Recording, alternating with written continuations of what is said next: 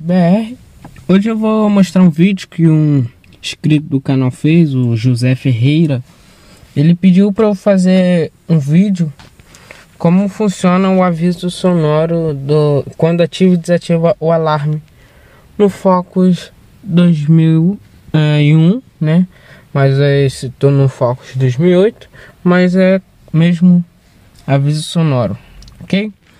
Bom, vou demonstrar para vocês aí do lado de fora. E é isso aí. Mas antes aqui, deixa eu pausar o vídeo, que eu tô com a minha mão aqui toda enfaixada. E não vai... acho que vai ter como abrir aqui. Mas eu vou pausar aí, galera.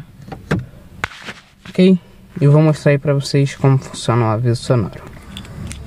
Aqui, pelo controle remoto, vou ativar. E agora desativar. Então é isso aí, galera. Fique com o vídeo, deixa um like e se inscreva. Valeu, fui!